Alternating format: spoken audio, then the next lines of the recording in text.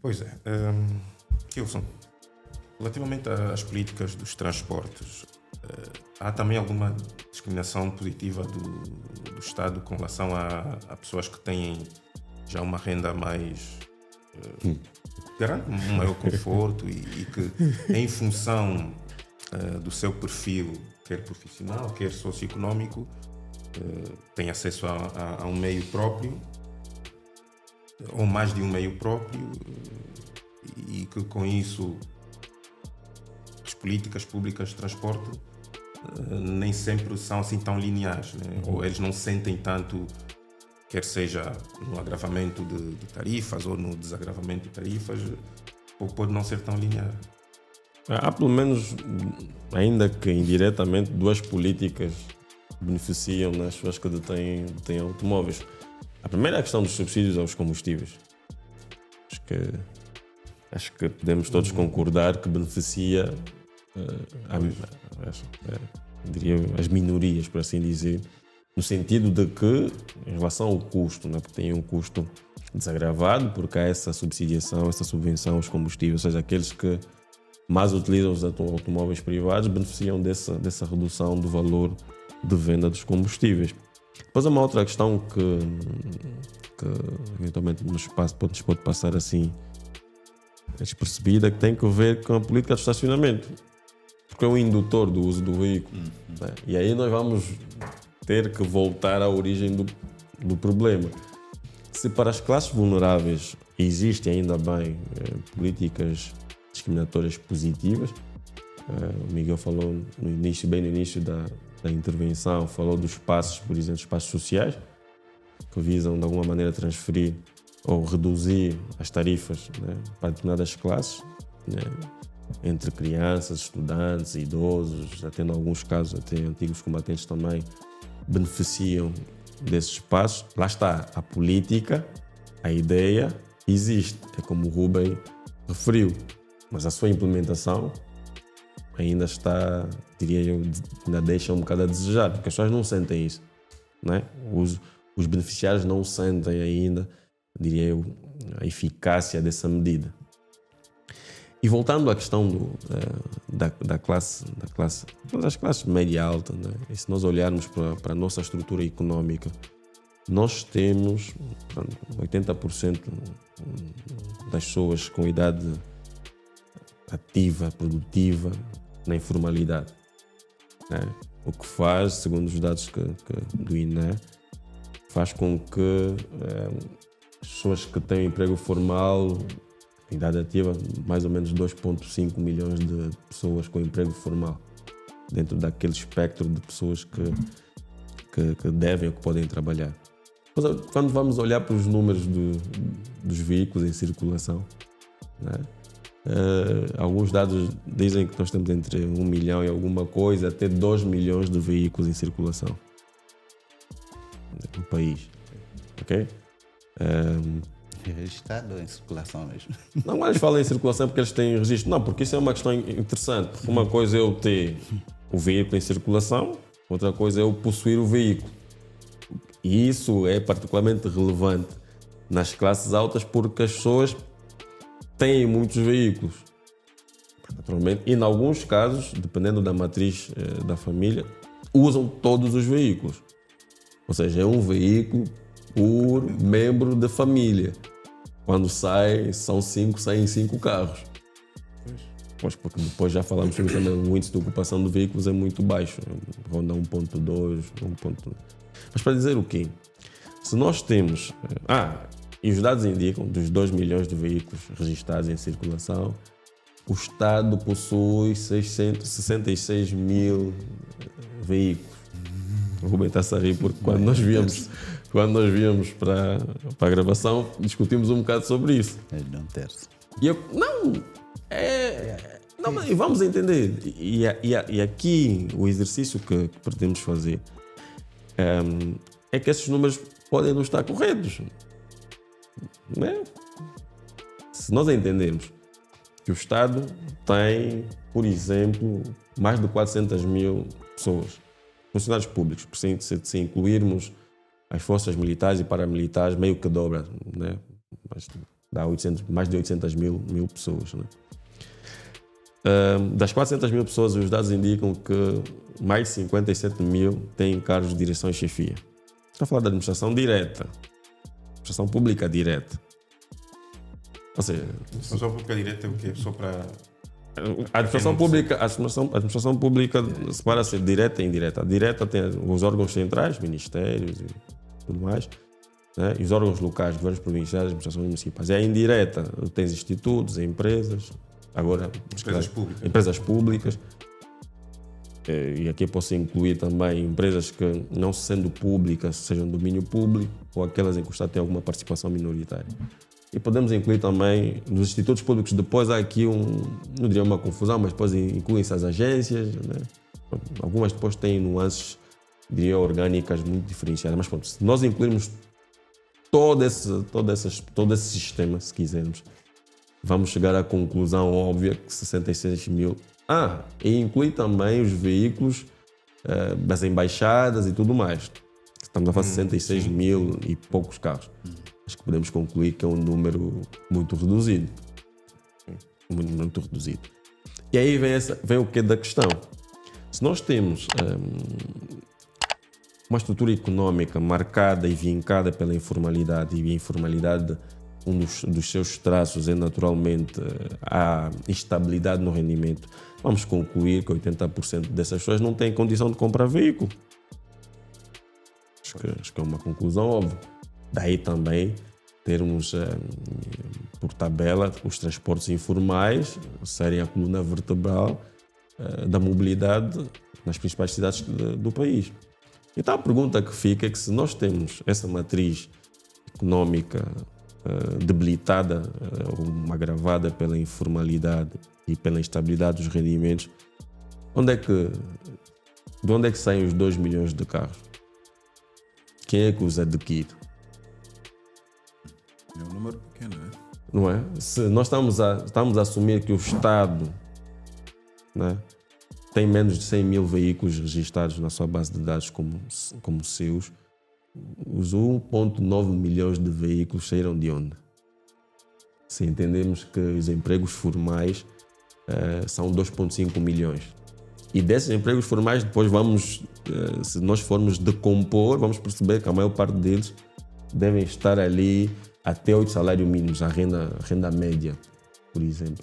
Então, aqui números que têm que nos fazer parar e pensar.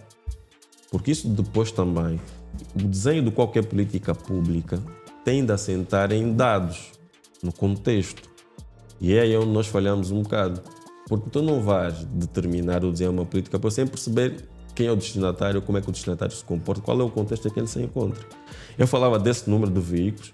Na minha perspectiva, o Estado deverá ter muitos mais, só pelos números. Se nós temos, por exemplo, 57 mil cargos de direção e chefia, são, em princípio, 57 mil veículos atribuídos para essas pessoas. E aqui estamos a falar da administração direta.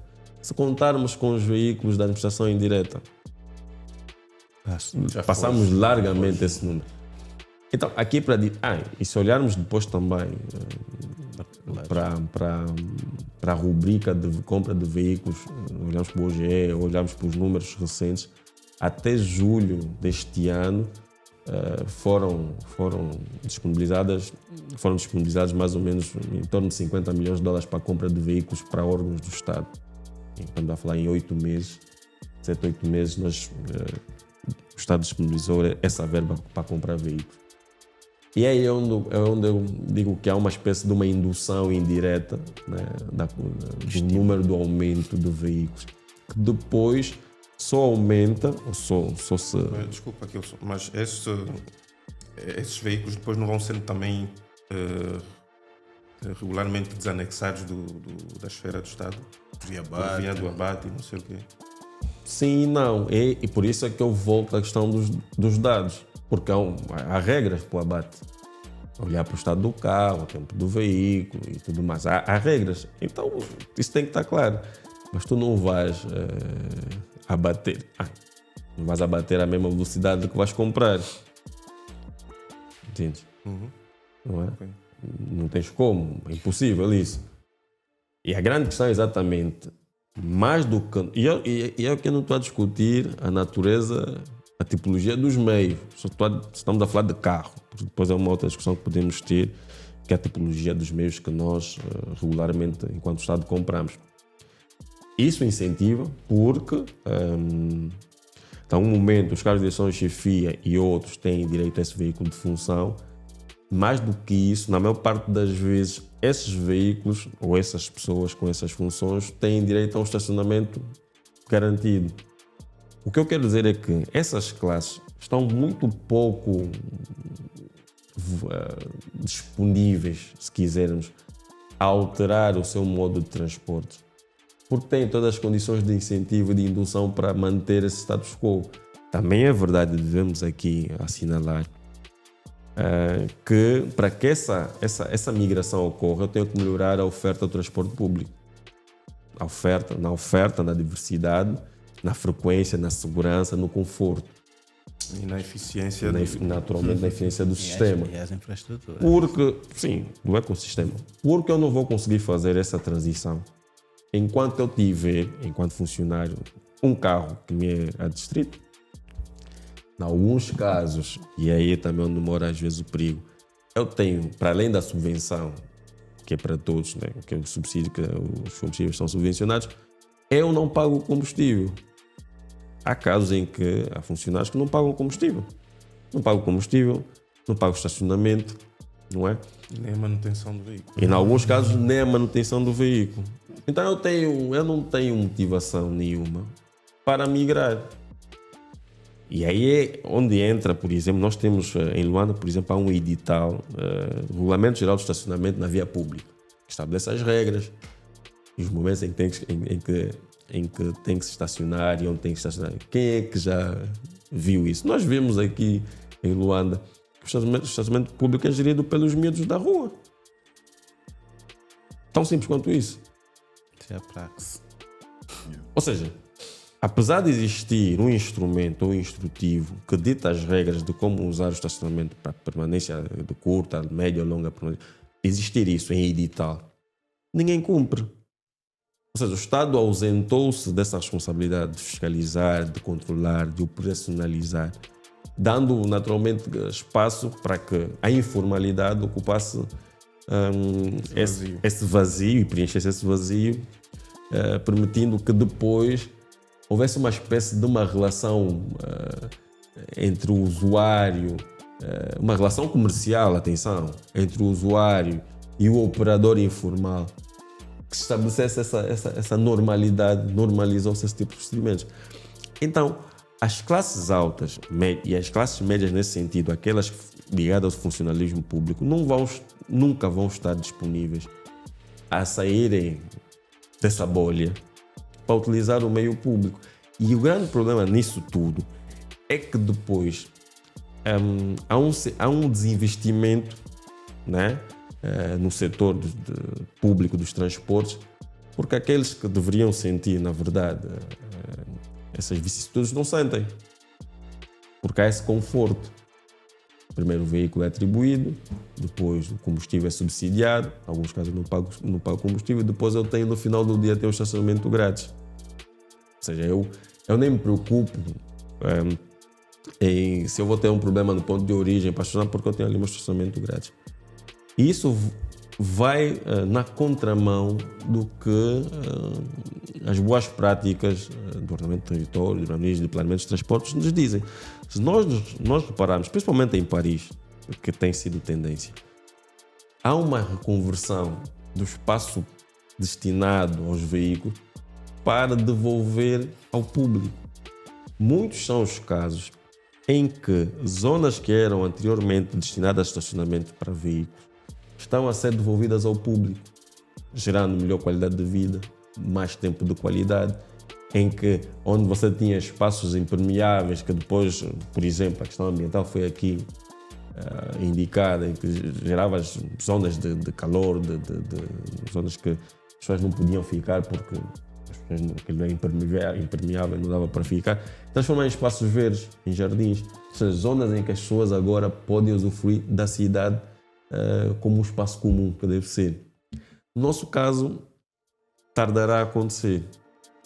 até chegar um momento em que nós temos que entender que esses privilégios, né, têm de ser, diria eu, gradualmente eliminados, para termos então ali uma espécie de repartição justa dos encargos sociais, se quisermos, do uso eficiente dos meios que nos são adstritos. O que é que levaria um diretor nacional, por exemplo, a abandonar o seu veículo individual e a aderir aos transportes públicos? Voluntariamente, e isso é uma questão de consciência, é muito difícil. Acho que nenhum de nós em consciência, entre aspas, depois é uma questão de consciência, a questão da consciência tem que ser maturada desde o início, desde a base, nas escolas. Quando o Avelino falava da questão da consciencialização, veio-me logo à cabeça que nós precisamos de educar as nossas crianças, quer seja ter essa consciência ambiental, quer ter a consciência da partilha de espaço, a consciência do uso, a consciência de partilha do bem comum, desde ter idade. De perceber que a cidade é para todos, é de todos, de perceber, por exemplo, a importância de uma passadeira, de perceber, por exemplo, a importância da seleção dos resíduos, que eu tenho que colocar o plástico num sítio, o vidro noutro.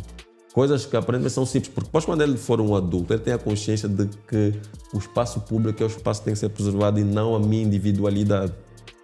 Então, para que um diretor nacional ou uma outra pessoa qualquer que exerça um cargo de direção e chefia tenha a vontade, entre aspas, de migrar, nós temos que ter um sistema de transportes públicos eficiente. Mas para isso existir, tu tens de ter um planeamento. Porque, em alguns casos, um planeamento bem feito reduz a necessidade de utilizar o transporte. Como é que tu definirias um sistema de transporte público eficiente? Aquele em que, primeiro, é affordable, é acessível, é seguro, é eficiente, não é? E é inclusivo. Mais importante do que isso, Miguel, Acessível em termos de preço? De preço, de conectividade, de acessibilidade, de infraestrutura. Economia de tempo, tá certo. E é onde eu chegar. Mais importante do que isso, naturalmente vamos ter sempre a necessidade de ter os transportes, mas se nós tivermos um planeamento preventivo, se quisermos nomear assim, há situações, há tipologias de viagens que nós vamos precisar fazer. E dou-lhe um exemplo. Se nós aproximarmos serviços como escolas, saúde, comércio de proximidade, nas zonas em que nós vivemos, eu não vou precisar de apanhar um autocarro, um candongueiro, um cupapato, ou o que for, para aceder a estes serviços. E há exemplos disso. Eu posso aceder a ir para a escola a pé. Lá está. A infraestrutura tem que me propiciar esse movimento, tem que me permitir a isso. E deixar os movimentos pendulares mais longos para o tipo de atividades. E é possível fazer isso. Aí eu vou reduzir a necessidade de eu estar a viajar, de utilizar o meio, até porque depois vou diminuir também a emissão per capita, se quisermos, e vou garantir que eu usufrua do espaço construído. Porque é andar a perceber que eu vou perceber como é que a cidade é construída. Nós não conseguimos andar na cidade de Luanda. Porque não te permite isso, porque não foi feita, não está desenhada para as pessoas, está a ser desenhada para os carros. E esse conceito tem que alterar, mudar a visão carro-centrada para a visão em que a pessoa é o destinatário dessas políticas. E voltando a essa questão dos titulares de cargos de direção e chefia, naturalmente que a mudança não vai ser voluntária. Por isso é que, noutras latitudes, há restrições de acesso. Olha, você quer entrar aqui? Tranquilo, mas você paga. Você quer estacionar aqui? Você paga. Ou seja, eu não te vou proibir, mas eu vou condicionar de alguma maneira a utilização daquela infraestrutura. Por quê? Porque eu tenho alternativas. Não é? E aí sim, ninguém vai te proibir de ter carro. Não, mas ter carro custa. Perguntem aos cidadãos de Singapura como é caro ter um carro. Chega um momento, quem tem carro, por muitas razões, desiste, não. Eu não vou por carro. É caro não só na aquisição do meio, né? É caro na manutenção, na manutenção da infraestrutura, porque tu compras o carro é caro. Manter o carro circular, o carro em circulação é caro. E a manutenção não é só trocar peças e não sei o quê. É a manutenção do meio sob tua posse. Do meio tua posse. Seguro, combustível, manutenção de peças sobressalentes, circulação. É caro. E tu desistes. Lá está. Também é verdade, Miguel, que chega a um determinado nível de rendimento que esses custos são indiferentes. Tu vais pagar, não te importas. Não vai fazer moça na tua renda. E tu pagas. E, entre aspas, até é normal que isso aconteça. Ganha o quê? Ganha a cidade, porque tu pagando, a cidade arrecada essas receitas para poder reinvestir noutros setores. E essa espécie de justiça social que beneficia daqueles que ganham mais para beneficiar aqueles que têm menor rendimento. Então, resumindo, nós não tendo uma política, e parece que seria estranho se tivesse uma política direcionada àqueles que ganham melhor, nós temos os benefícios indiretos de políticas gerais, no caso a subvenção aos combustíveis, que beneficiam essa classe e que a induzem, infelizmente, a usar e a utilizar. Mas agora temos é que olhar o papel do Estado aqui também como um indutor, não é? Um fomentador do uso do carro privado. Por quê? Porque se nós olharmos, não existe entidade, e era impossível que existisse, que compre mais carros que o Estado. Não existe. Então o Estado tem que depois perceber o que é realmente, não é? Porque é muito mais fácil, é indiscutível, diria eu, aumentar a renda dessa pessoa e investir nos transportes públicos e garantir que a pessoa, por via da sua renda, adquira o seu veículo, não é? E utilize o seu veículo, mas pagando justamente o custo social dessa utilização. E vou terminar. E o paradoxo é que, se nós olharmos para o rendimento, vamos falar de um diretor nacional, rendimento acho que deve ser agora não sei quanto, e olharmos para o veículo que ele conduz, ele não consegue sustentar. Pois, claro. Não consegue. Eu costumo dizer que aquilo é carro pobre, né? Muitos dos carros que andam aí é carro pobre, porque quem conduz em condições normais não conseguiria adquirir aquele carro. Não consegue. Não consegue. E o mais alarmante até, para além do Estado ser o maior indutor de compra de veículos, o mais alarmante é depois a defesa que algumas pessoas apresentam em cada vez mais ter carros de alta cilindrada. Para quê? Para debelar os buracos que existem. Ou seja, a nossa ineficiência em tratar o pavimento, em ter infraestruturas bem conseguidas, depois nós vamos querer descontar na obrigatoriedade ou na necessidade doentia de termos carros de alta cilindrada, porque os bairros são esburacados, as vias não são pavimentadas e as lamas e as poças de água quando chove. Então algumas classes defendem que temos que ter carros de alta cilindrada, aqueles jipes que conseguem debelar os buracos. Mas é simples, desde que venha do seu salário, né? Exatamente. Pronto, assim eu faço. Ao contexto. Agora, em detrimento de outros, né? Fica um bocadinho... É o seguinte,